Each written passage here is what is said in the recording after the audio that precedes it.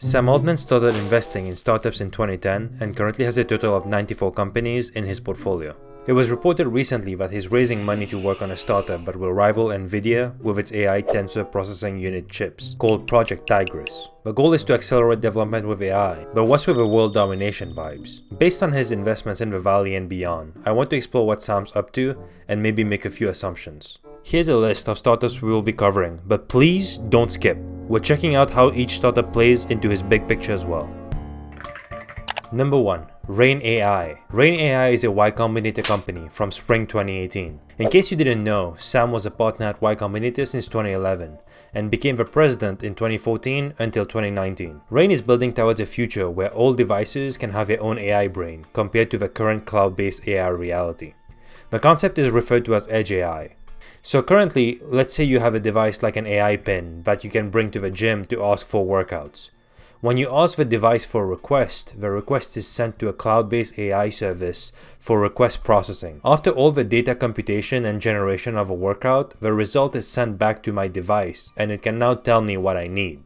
With Edge AI, when I request the same thing, my request is processed locally using the device's onboard capabilities. It will access local databases, reducing the need for cloud interactions. Think of this device as having its own brain stored locally. Rain aims to basically build a chip that functions like a human brain by developing chips that use less power than conventional GPUs and CPUs that will enable devices to compute data locally. Sam Altman invested at the seed stage in 2018. Investments like Rain are instrumental to the future of computing. I've pointed out the AI pen, but even your smartphone, IoT devices, health devices, and self-driving vehicles could benefit from this. Number 2. Roboflow. Roboflow is another Y Combinator company. Roboflow specializes in building computer vision tools that help build datasets, annotate data, train models, and deploy them. For example, a startup like Gather AI uses drones to scan warehouse items and automate inventory keeping. They likely use Roboflow-like tools to analyze relevant objects or build models that recognize inventory. Another example would be self-driving companies that need to train models to detect objects on the road. These models need to be trained, and Roboflow can likely become standard infrastructure, although there are several solutions out there like TensorFlow and PyTorch.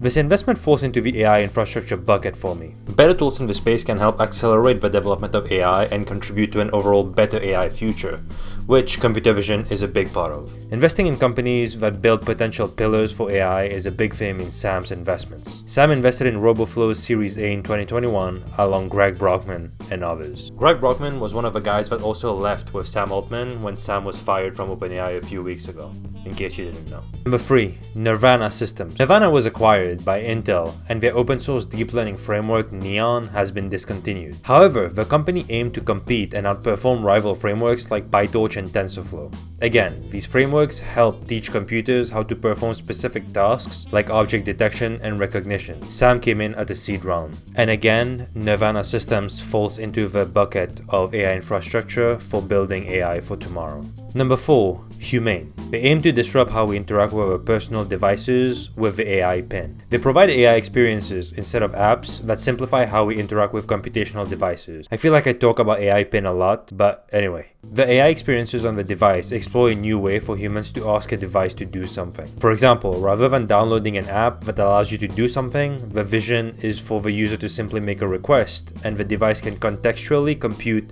what services are required to execute that request. Even though Humane is a consumer device, and Humane is the only consumer device I will be covering in this list, I think that if Humane were to succeed, it could become yet another pillar in the AI ecosystem, as consumers will rely on the AI pen to access on-the-go AI experiences. Sam is heavily invested, and he has invested in all Series A, B, and C rounds, and was even one of the lead investors in the Series A. Before we move on to the analysis of his 4 investments, I also want to point out notable mentions in his portfolio that are AI related but also paint a picture of where Sam's head might be at for the future, like Induced AI, which allows for tasks to be automated within your browser. Sam came in at the seed stage. Spring Discovery, which is another company that builds AI tools for wet lab scientists. They accelerate the discovery of therapies for aging by targeting the biological processes of aging itself. Sam came in at the seed round. 1910 Genetics is a biotechnology company integrating AI, computation, and biological automation to improve drug development. Sam came in at the seed round.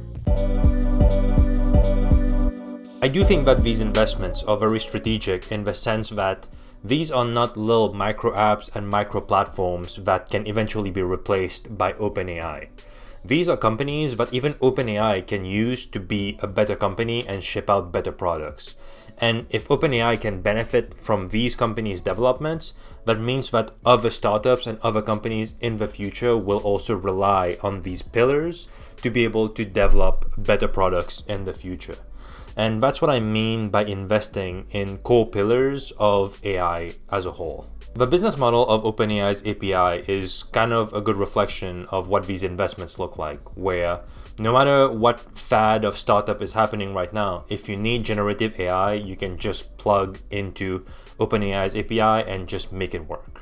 No matter what comes and goes, OpenAI's API is still a strong business that can provide infrastructure to a lot of other startups. Investing in research and development tools in AI is also very interesting because it is an investment in this ecosystem.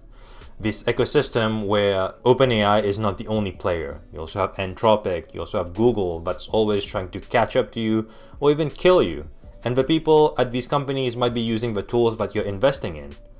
However, if we were to look at it in a broader, bigger picture, down the line in 50 years maybe, Sam still comes out on top with these investments because he's investing at the very root of development in AI. Yeah, you can think about it as a betterment of the ecosystem and the efforts to make AI more accessible to more people, but at the end of the day, he's an investor and he's investing money in places that will benefit him at the end of the day. All in all, this is a very biased video. This is an observation and this is a lot of nitpicking based on the narrative that I set when I said that Sam Altman is just very calculative and strategic about his investments. His portfolio is very broad and he's always investing in new companies too, so there's that. Let me know what you think in the comment section and thanks for watching. Also, this is not financial advice, and even if you wanted to invest in these companies, you wouldn't be able to invest because these companies are private, not public. Bye.